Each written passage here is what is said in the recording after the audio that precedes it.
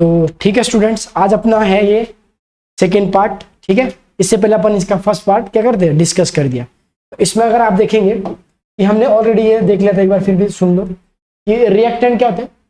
ठीक है, सपोज ए plus B है इज इक्वल टू ये क्या बन रहा है, ए बी बन रहे हैं। ठीक है, तो रिएक्टेंट कौन कौन से हो गए यहाँ पे बोलो, रिएक्टेंट कौन कौन से, just let me know the reactant, कौन कौन से रिएक्टेंट है।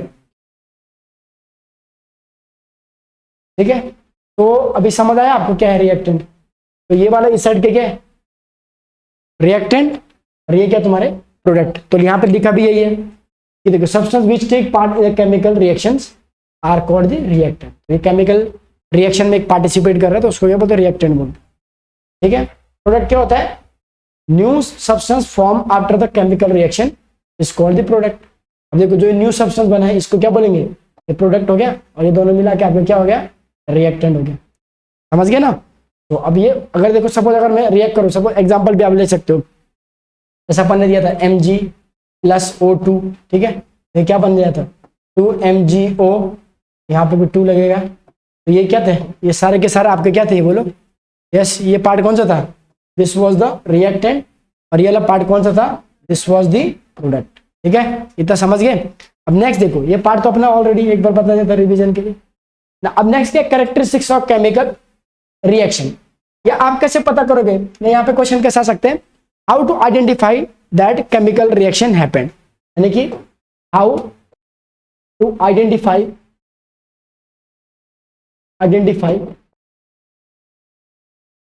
केमिकल रिएक्शन हैपेंड, कैसे पता करोगे कि केमिकल रिएक्शन हो गई है। ठीक है, तो कुछ तो उसके पता रहेगा ना, कुछ तो इंडिकेटर्स रहेंगे जिससे अपन क्या पता कर पाएंगे केमिकल रिएक्शन कैसी हो रही है या कैसी हुई है। ठीक है ना, जैसे अपन घर पे चावल बनाते तो चावल पहले हार्ड रहते, बाद में चावल भी क्या होते कन्वर्ट हो जाते ना। ठीक है, तो वैसे रहता है कैरेक्टरिस्टिक्स ऑफ केमिकल रिएक्शन। तो क्या क्या कैरेक्टरिस्टिक्स है केमिकल रिएक्शन, पहला है इवोल्यूशन ऑफ गैस। जब दो चीजें कभी अगर देखो, जब कोई केमिकल रिएक्शन हो रही है, अगर गैस निकल रही है तो समझ आने की केमिकल रिएक्शन हुई है। ठीक है ना, तो यहाँ पे क्या लिखा है, the chemical reaction between zinc and dilute sulphuric acid. तो जिंक और डाइल्यूट सल्फ्यूरिक एसिड के बीच में रिएक्शन हो तो क्या हो रहा है, ZnSO4 प्लस H2। यहाँ पे कौन सी गैस इवॉल्व हो रही है, हाइड्रोजन गैस इवॉल्व हो रही है। देखो क्या हुआ, कैसे हुआ रिएक्शन, यहाँ पे Zn प्लस H2SO4। ठीक है, अब यहाँ पे क्या होता है, ये H2 की जगह पे क्या आता है, Zn आ जाता है। ठीक है ना, डिस्प्लेसमेंट टाइप रिएक्शन, तो ZnSO4 हो जाता है, तो प्लस आपका अलग से क्या आता है, H2 आ जाता है। अब यहाँ पे देखो ये सॉलिड है तो उसको S से दिखाया हुआ है। ठीक है ना, उसके हमने क्या किया, उसकी फिजिकल स्टेट भी दिखाई है। यहाँ पे ये एक्वस है तो AQ से दिखाया, एसिड क्या रहता है H2SO4, पानी जैसे रहता है एक्वस में, और वैसे ही ये एक्वस ZnSO4 एक्वस है तो AQ, और H2 मतलब आपका क्या गैस है। तो देखो अपवर्ड एरो भी लगा है यहाँ पे। इतना समझ आया सबको। तो यहाँ पे क्वेश्चन क्या आएगा एग्जाम में, क्वेश्चन यही आता है कि हाउ टू आइडेंटिफाई दैट कि रिएक्शन हो चुकी है। आप लोग को आना चाहिए, आप बताना कि कैसे पता चलेगा आपकी रिएक्शन हो गई है। तो पता चलेगा, आप बता सकते हो कैसे, पहला पॉइंट समझ गए कैसे आप बता सकते हो कि रिएक्शन हो गई है। यस, फर्स्ट पॉइंट क्या होगा कि कोई भी अगर रिएक्शन होती है तो उससे क्या होगा, गैस का क्या होगा, इवोल्यूशन होगा। ठीक है, जब रिएक्टेंट आपस में रिएक्ट करेंगे तो प्रोडक्ट साइड आपका गैस का इवोल्यूशन होगा। तो आपको समझ जाना कि उन दोनों के बीच में क्या हुई है, रिएक्शन हुई है। ठीक है, इतना समझ गया। ठीक है, किसी को डाउट नहीं है किसी इस पॉइंट में, जस्ट डन। ठीक है, पहले आराम से समझ लीजिए, फिर अपन लिखने का काम भी करेंगे। नेक्स्ट देखिए क्या, change in a colour. Change in a colour का मीनिंग समझते हो, what is change in colour. भाई जब रिएक्शन होती है तो कलर अलग हो जाते हैं। ठीक है ना, कलर अलग हो जाता है मतलब देखो पहले का व्हाइट था या पिंक था तो कुछ और कलर, ब्लू हो जाएगा, ब्लैक हो जाएगा। यानी कि जो ओरिजिनल रिएक्टेंट का कलर था, मान लो ये A था और ये B था, इनका कुछ कलर होगा, पहले इनिशियली कुछ कलर होगा, इनिशियल कलर होगा, इनिशियल कलर, इनका इनिशियल कलरिंग होगी कुछ तो। ठीक है, और जैसे ये रिएक्शन करेंगे जब AB बनाएगा ना, AB जब बनेगा इसका फाइनल कलर कुछ क्या होगा, फाइनल कलर क्या होगा, फाइनल कलर क्या होगा इसका अलग होगा। ठीक है स्टूडेंट, समझ गया। तो अब आप बोल सकते हैं एक सब्सटेंस का कलर चेंज हुआ है तो आप बोल सकते हैं यहाँ पे भी क्या हुई है, केमिकल रिएक्शन हुई है। अगर आप देखो अपने बॉडी पे भी आप फील कर सकते हो, कभी देखो खुजली होती है हाथ पे तो हाथ क्या होगा, पूरा रेड रेड हो जाता है ना। तो देखो अभी अपने स्किन का कलर थोड़ा अलग से, जब रिएक्शन होती है स्किन के ऊपर तो उसका कलर भी क्या हो जाता है, चेंज हो जाता है। तो आप ये बता सकते हो कि हाँ भाई की क्या हुई है, केमिकल रिएक्शन हो चुकी है या हो रही है या हो चुकी है। तो इसमें पॉइंट भी आप आप समझेंगे यहाँ पे बोलना क्या चाह रहे हैं, ये भी हम पॉइंट ऐड ऑन करेंगे यहाँ पे आपके अंडरस्टैंडिंग के लिए। क्या है? Chemical reaction between citric acids and purple colour potassium permanganate. ठीक है, सिट्रिक एसिड और purple potassium permanganate solution is characterised by the change in the colour from purple to colourless. पहले purple रहते हैं, नहीं क्या लिया अपने, देखो पहले क्या लिया अपने, सिट्रिक एसिड लिया, और सिट्रिक एसिड में क्या डाला बेटा, पोटेशियम पर मैग्नेट डाल दिया अपने। क्या डाल दिया? पोटेशियम पर मैग्नेट। देखो एक होता है पोटेशियम पर मैग्नेट, ठीक है, जैसे आप पोटेशियम पर मैग्नेट डाल दो, शॉर्ट में लिख दिया, तो कलर क्या होता है, पहले इनिशियली इसका कलर क्या होता है, देखो कि ये जनरली आपका क्या होता है, पर्पल कलर का ये सॉल्यूशन होता है, पूरा कलर का क्या होता है, पर्पल कलर का। और जब यहाँ पे कंबाइन में आपको जो प्रोडक्ट आएगा वो क्या हो जाएगा आपका, कलरलेस, वहां पे कोई भी कलर नहीं होगा। ऑब्वियसली दोनों के सिट्रिक एसिड और पोटेशियम पर मैग्नेट के बीच में क्या हो गई है, रिएक्शन हो गई है। अब प्रीवियसली कलर कौन सा था, पर्पल था, अब कलर क्या हो गया, दूसरे उसमें चेंज हो गया। ठीक है, तो समझ आया, चेंज इन कलर होगा। देखो the chemical reaction between sulphur dioxide, sulphur dioxide का फॉर्मूला क्या भाई, H2SO4 sulphur dioxide and the acidic potassium dichromate. Potassium dichromate क्या होता है, K2, it is K2Cr2O7।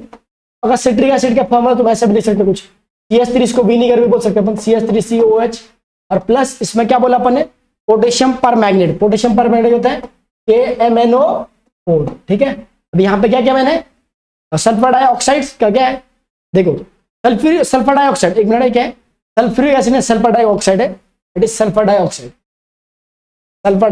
SO2, it is sulphur dioxide gas, and acidified potassium dichromate बोलते हैं इसको, K2Cr2O7 dichromate is characterised by the change in the colour from orange to green हो जाते हैं। समझ गए, यानी कि रिएक्शन हो रही तो क्या हो रहा है, फिर से आपका क्या हो रहा है, कलर चेंज होगा। अगर आपने रिएक्शन याद भी नहीं किया, आपको क्या याद करना है, दो सब्सटेंस आपस में रिएक्ट कर, जैसे अभी क्या कर रहा था, देखो आपने क्या SO2 रिएक्ट कर रहा था, किसके साथ, SO2 रिएक्ट कर रहा था K2Cr2O7 के साथ। इनिशियली कलर क्या था आपका, ऑरेंज, और बाद में कलर क्या हो गया आपका, ग्रीन हो गया। ठीक है ना, समझ गए इतना, समझ आया। तो अब रिएक्शन हो रही, पहले हमें पता चला कि भाई गैस इवॉल्व होती है। सेकेंड पॉइंट हमें क्या पता चला भाई, यस, सेकेंड पॉइंट क्या होता है, कलर चेंज होता है, किसी भी सब्सटेंस का आपको क्या दिखेगा, कलर चेंज दिखेगा। अगर हम थर्ड पॉइंट की अगर बात करें, change in the states of the substance, change in the states of the substance बोले तो क्या, कोई सॉलिड में हो जाता है, वो लिक्विड में हो जाता है, कोई लिक्विड में रहेगा तो वो सॉलिड में हो जाएगा, ऐसे उसकी तो गैस है तो लिक्विड हो जाएगा। ठीक है, ऐसे स्टेट चेंज हो जाएगी, जैसे यहाँ पे दिया। ठीक है, यहाँ पे the combustion of the reactions of the candle wax, जैसे अपन कैंडल को जलाते हैं, आपने देखा कैंडल नाइट डिनर, कहीं पे भी जाओ खाने के लिए। ठीक है, is characterised by change in the state from solid to liquid. देखो वैक्स पहले सॉलिड रहते हैं, उसको जलाओ धीरे धीरे, तप तप करके नीचे देखो लिक्विड फॉर्म आता है नहीं, आपने देखा रहेगा। ठीक है, एंड गैस, और गैस बन जाता है because of wax is a solid, water form by the combustion of the wax is a liquids at room temperatures, whereas carbon dioxide produced by the combustion wax is a gas। देखो अब क्या होता है, जैसे मैंने देखो एक candle है, समझो ऐसे कुछ है, ये जलती है, जलने के बाद देखो इसका वैक्स धीरे धीरे कट जाता है ना, आपने देखा रहेगा। तो ये वैक्स क्या है, रूम टेम्परेचर पे लिक्विड जैसे है। अब जो ये वैक्स रहता है, ये वैक्स, इससे कुछ तो धुआं भी तो निकलता, थोड़ा स्मॉल अमाउंट, वो क्या है, क्या आपको CO2 निकल रही, क्या बोलते हैं उसको, कार्बन डाइऑक्साइड। यानी कि जो पहले आपका सॉलिड था, एक उसमें देखो, आपको कैंडल तो पता है ना, एक कैंडल रहती है, उसके अंदर क्या लगा रहता है, हमने एक थ्रेड लगा रहता है, उसको जलाते अपन, जलाने के बाद क्या होता है कि कुछ टाइम पर वो धीरे धीरे मेल्ट होना चालू हो जाता है, टप टप टप, हाथ भी लगाओ कितना गर्म लगता है। कभी जलाए हुए दीपावली में, या कभी लाइट चली जाती है ना, तो वहां पे आपने कैंडल जलाया रहेगा, तो वहां पे देख लेना। तो ये तो देखो उसकी स्टेट पहले सॉलिड था, वो सॉलिड से क्या क्या हो गया, वो ये तो लिक्विड हो गया, और यह क्या हो गया, गैस हो गया। दो फॉर्म उसकी क्या हो गई, तो चेंज इन स्टेट हो गया। स्टेट नहीं गया, नहीं, महाराष्ट्र से चलो यूपी चले गए, चेंज इन स्टेट, है ना। ठीक है, ऐसे नहीं, तो अलग अलग हो जाएगी। यहाँ पे देखो, यहाँ पे ये बोले there are some chemical reaction which can shows the more than one characteristics. More than one characteristics का मीनिंग क्या है कि भाई एक सब्सटेंस लिक्विड से गैस में भी कन्वर्ट हो रहा है, और या सॉलिड से गैस में भी कन्वर्ट हो रहा है, और क्या हो रहा है, लिक्विड में भी कन्वर्ट हो रहा है। सभी को समझ आया इतना। तो अब तीसरा पॉइंट क्या था, change in the states of the substance. ठीक है, स्टेट चेंज होता है। ठीक है, अब नेक्स्ट पॉइंट के बारे में हम बात करें students, change in the temperature. Next अपन क्या बात करेंगे, change in the temperature. Obviously सी बात है, जब रिएक्शन थी, आप सिंपल से देखो, स्लैक लाइम आपने पता चूना होते हैं, हम उसमें पानी ऐड करते हैं ना, कुछ टाइम बाद गुड़ गुड़ गुड़ आवाज आती है, उसका टेम्परेचर पर बढ़ जाता है। ऐसे हम कोई भी चीज करते रिएक्शन कर लो, जैसे अपन चावल घर में बना रहे या प्रेशर कुकर में बनाते हो आप, या किस में बनाते हो, और चावल आप प्रेशर कुकर में तो किस में बनाते हो, पतीली में, पतीली जो भी है, जो भी बर्तन रहेगा उसमें बनाते, तो आप हीट देते हो उसको, टेम्परेचर से चेंज कराते हो कि नहीं कराते हो, या तो बिना टेम्परेचर नहीं, रख दिया मैंने, पानी डाल दिए, पानी लिया उसमें चावल डाल दिया, बन गया चावल मस्त, 2 घंटे बाद देखूंगा वो भीग जाएंगे, फिर चबाना पड़ेगा, फिर घर वाले तुम्हें धोएंगे, क्या क्या खाना बनाना था, खाना बनाना था, मस्करी कर रहा था। Change in temperature, the chemical reaction between quick line water to form a slack line is characterized by a change in the temperature which is rise in the temperature। जैसे अपन क्विक लाइन बोले तो जैसे देखो CaO है, उसमें water डाल दो, जैसे CaO है उसमें अपन क्या डालेंगे, H2O डाल देंगे, ठीक है, जैसे H2O डालेंगे तो क्या होगा बेटा, बोलो ये CaOOH ट्वाइस हो जाएगा, ठीक है, ठीक है, CaOH ट्वाइस होगा क्योंकि H और चाहिए तो आप यहाँ पे, ठीक है, बाहर आप H2 लिबरेट करा सकते हो, ठीक है, तो यहाँ पे S, आपका S हो जाएगा। Chemical reaction between zinc granules and dilute sulphuric acid is also characterised by the change in the temperature, ठीक है, तो आप याद कर सकते हो, बस सिंपल आप एग्जांपल याद रखिए कि भाई जब 2 सब्सटेंस के बीच में रिएक्शन होती है तो टेम्परेचर क्या होते हैं, चेंज होते हैं। So this was the 4th point. आप सिर्फ पॉइंट वाइज भी लिख रहे तभी चलते हैं, जिस पर मैंने एक्सप्लेनेशन के लिए आपके लिए एग्जाम्पल भी प्रोवाइड कर दिए। समझ आया इतना, किसी को 3 पॉइंट समझ गए, ये 4था पॉइंट था। अब नेक्स्ट देखो, फॉर्मेशन ऑफ प्रेसिपिटेट। प्रेसिपिटेट मतलब क्या होता है, what do you understand precipitate, कौन बताएगा? फॉर्मेशन ऑफ प्रेसिपिटेट मतलब क्या होता है, व्हाइट जैसे डर्टी व्हाइट, जैसे देखो जैसे आपने म्यूकस निकलता है वैसे ही।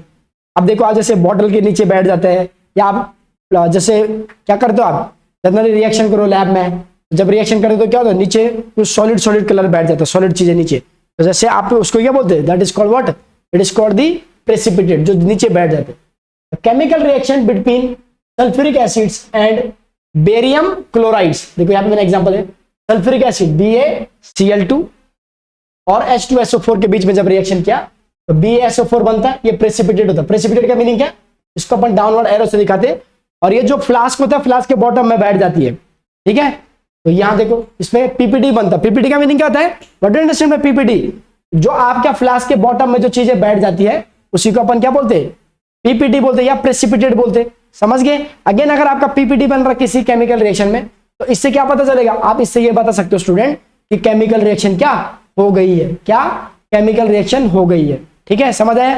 पहला पॉइंट क्या था, फर्स्ट पॉइंट क्या था कि केमिकल रिएक्शन हो गई। सबसे पहला पॉइंट क्या था, चलो बोलो साथ में बोलो, yes, evolution of gas. Second क्या था, चेंज इन कलर, गुड। तीसरा पॉइंट क्या था, चेंज ऑफ स्टेट्स, यस। चौथा क्या था, देखो चौथा क्या था, टेम्परेचर चेंज होगा। उसके बाद पांचवा क्या हो गया तुम्हारा, फॉर्मेशन ऑफ दी प्रेसिपिटेट। अगर ये चीजें अगर हो रही है तो इससे पता चलता है कि क्या आ गई, आपकी रिएक्शन हो चुकी है या रिएक्शन हो रही है। समझ आया इतना सबको? नेक्स्ट केमिकल, अब सबसे इंपॉर्टेंट है यहाँ पे केमिकल इक्वेशन। अभी केमिकल इक्वेशन किसको बोलते हैं, कभी कभी डिफाइन करने का आता है, व्हाट इज केमिकल इक्वेशन।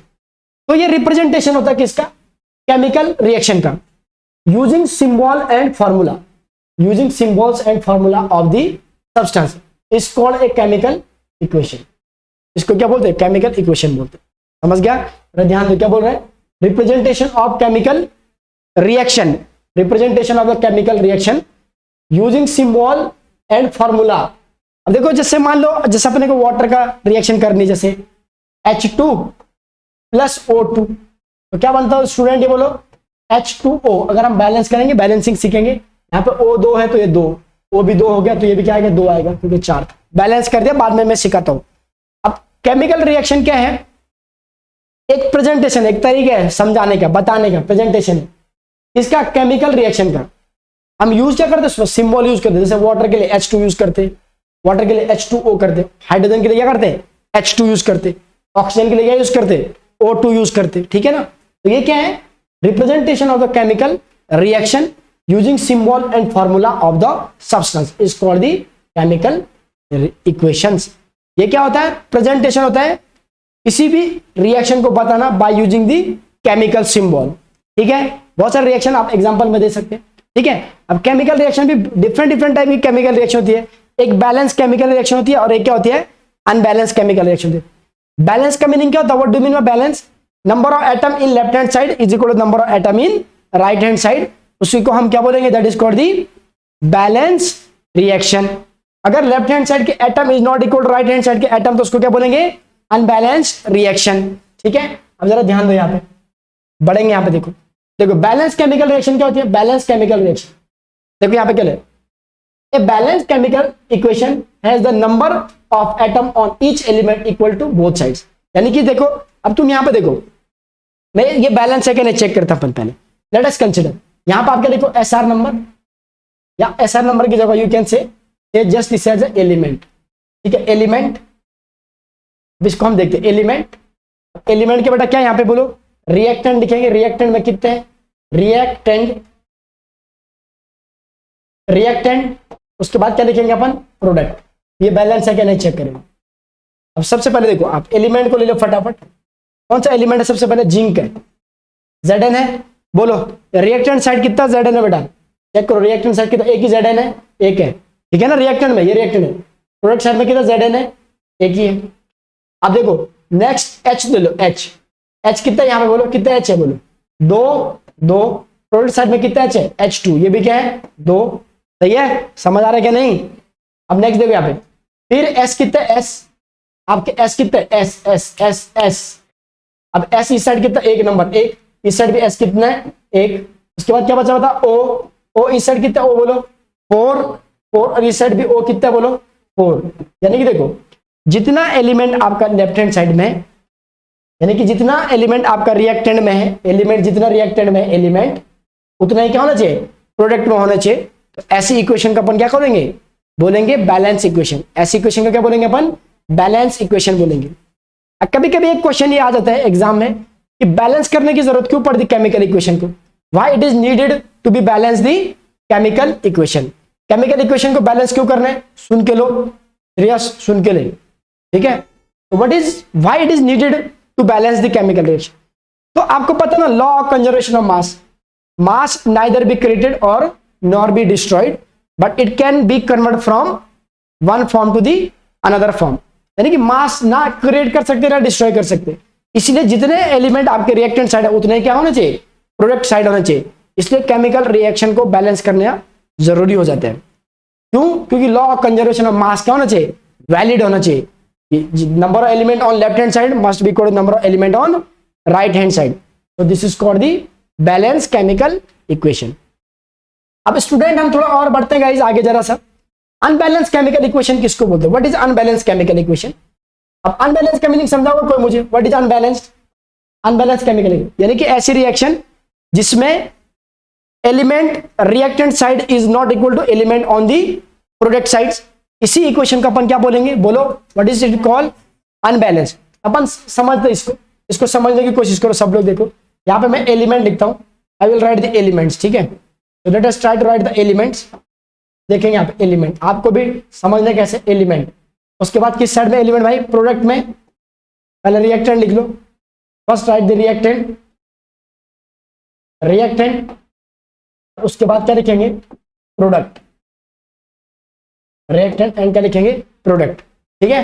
अब जरा ध्यान दो यहाँ पे एलिमेंट, देखो एलिमेंट Fe, एक ही एलिमेंट है यहाँ पे Fe, पहले Fe एलिमेंट लो, ठीक है बेटा, ले आया Fe एक एलिमेंट, कितने यहाँ पे Fe एक है, इस साइड Fe कितने हैं 3, तो यहाँ पे एक है यहाँ पे 3 है, ठीक है दोस्तों। यहाँ पे H2 ले लो, पहले H2 कितना बच्चा, H2 यहाँ पे कितने 2, H2 पहले H ले लो, यहाँ पे H कितने 2, H लेंगे H 2, इधर H कितना बच्चा, इधर तो H भी क्या है 2 ही है, टेंशन नहीं। अब यहाँ पे कितना बच्चा है, O बच्चा है, O कितना इधर बोलो O 4, यहाँ पे 2 है O, सॉरी इधर कितना है 1 है, और इधर कितना बच्चा 4 है। इक्वल है क्या ये, ईच एलिमेंट इक्वल चाहिए, हर एलिमेंट इक्वल चाहिए। आप बोलेंगे सर हाइड्रोजन तो इक्वल है, हर एलिमेंट क्या होना चाहिए, इक्वल होना चाहिए। Fe1 और एक 3 है, H2 ठीक है, O1 और 4 है, तो एलिमेंट क्या इक्वल नहीं है, इसीलिए इसको क्या बोलते हैं, अनबैलेंस्ड रिएक्शन बोलते हैं। अगर आप डिफाइन पढ़ना चाहो यहां से तो आपके लिए लिखा मैंने कि देखो if the number of atom of the each element in reactant is not equal to number of the atom of each element present in the product, then the chemical equation is called the unbalanced chemical equation। समझ आया, simple सी। देखो यहाँ पे reaction अगर visible नहीं तो देखो Fe है, प्लस क्या है H2O, और यहाँ पे क्या है भाई Fe2 है, Fe3O4 प्लस क्या है H2। ठीक है, इतना समझ आया सबको? Got it? Balance reaction, unbalance reaction. अब इसके बाद ना बैलेंसिंग कैसे करते हैं इक्वेशन को, वो हम सीखेंगे। इससे पहले आपको क्या करना है, देखो जो लोग ऑनलाइन देखेंगे या ये मैं ग्रुप पे तुम्हें भेज भी दूंगा नोट्स, ठीक है ना, सतीश साइंस एकेडमी का यूट्यूब चैनल पे, तो इसके चाहिए तो डिस्क्रिप्शन में मिल जाएगा, नहीं तो आप क्या कर सकते हैं अपना ग्रुप पे तो आ जाएगा व्हाट्सएप पे, नहीं तो किस पा जाएगा ये टेलीग्राम चैनल भी है सतीश साइंस एकेडमी का, वहां पे बहुत सारे नोट्स आपको मिल जाएंगे।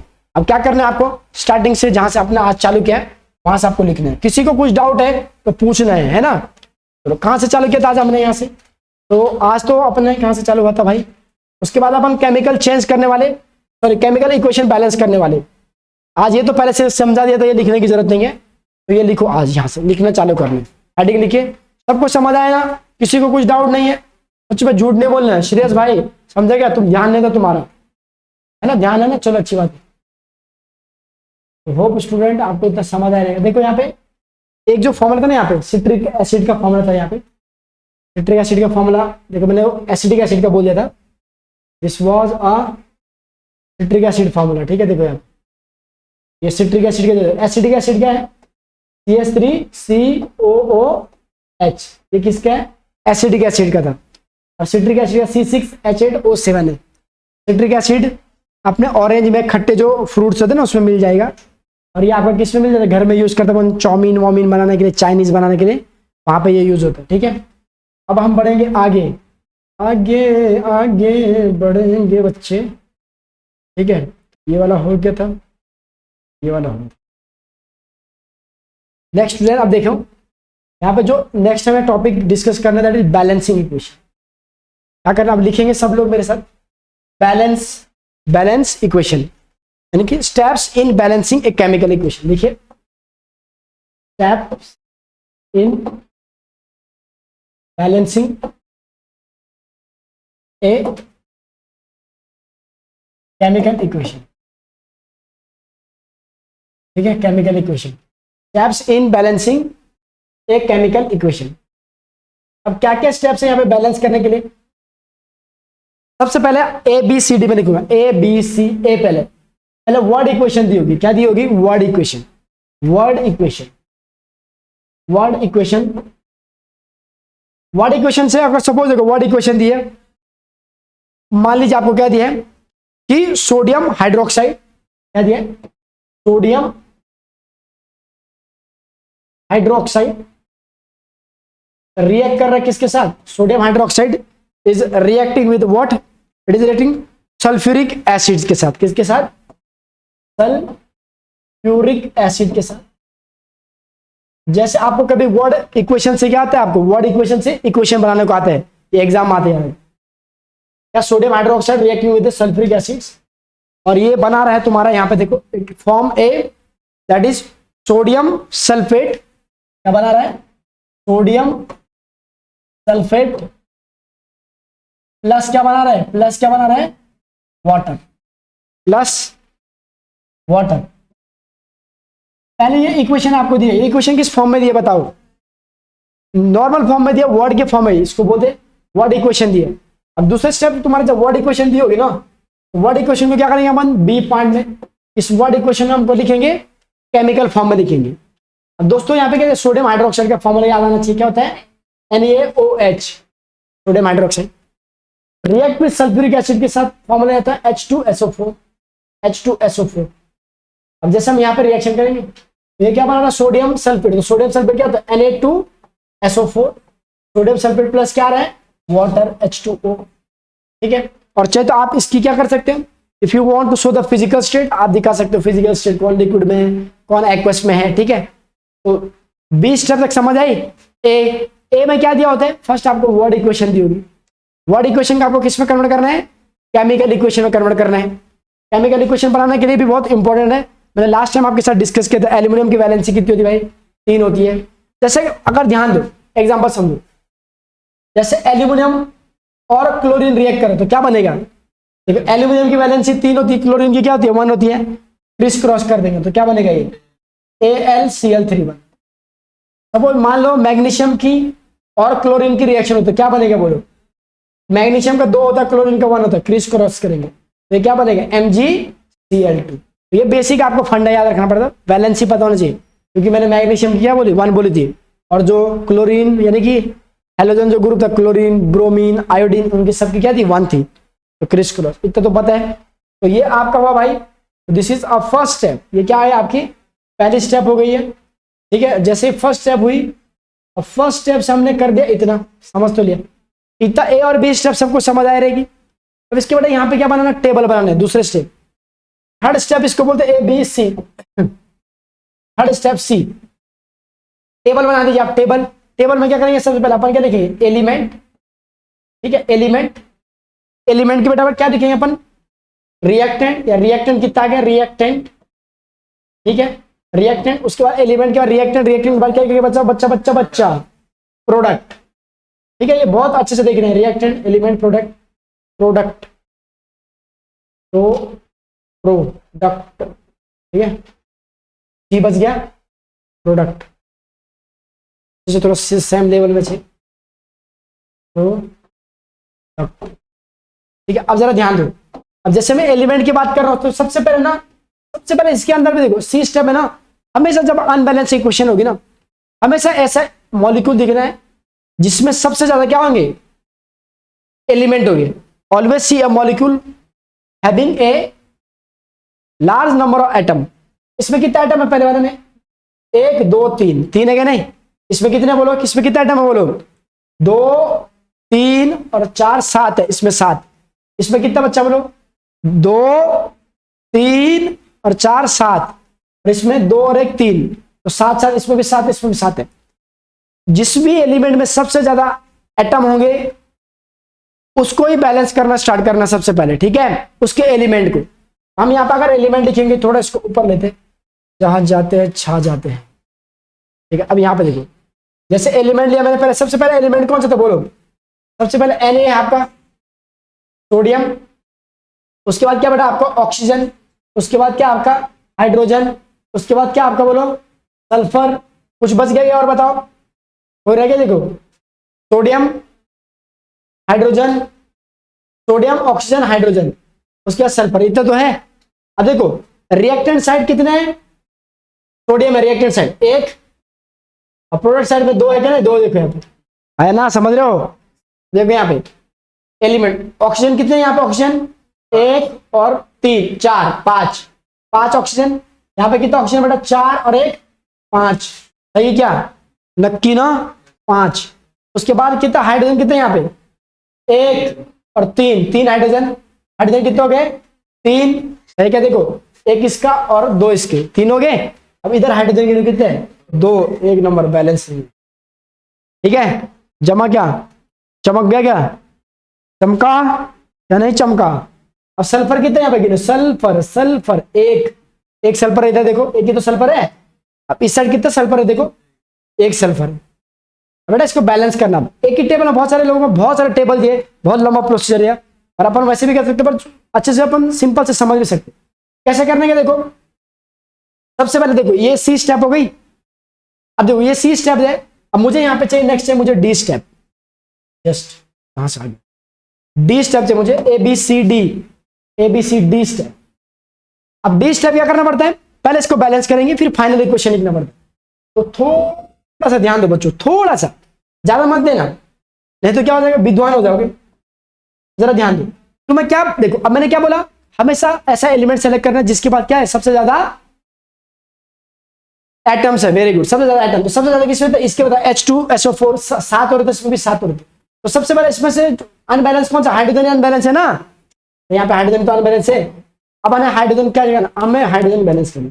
इधर हाइड्रोजन कितने हो रहे तुम्हारे 2 हो रहे, इधर हाइड्रोजन कितने हो रहे तुम्हारे बोलो 3 हो रहे। अब सपोज मैं यहाँ पे 2 लगा दूं, ध्यान दो 2, ठीक है। लिसन गाइस, अगर 2 लगाया तुम फॉर्मूले को कभी चेंज नहीं कर सकते। जब केमिकल इक्वेशन बैलेंस करेंगे तो फॉर्मूला चेंज नहीं होगा। तुम ऐसे नहीं करते Na2OH कर देता, नहीं, तुम सिर्फ मल्टीप्लाई किसको कर सकते हो, कोफिशिएंट को मल्टीप्लाई कर सकते हो, ठीक है।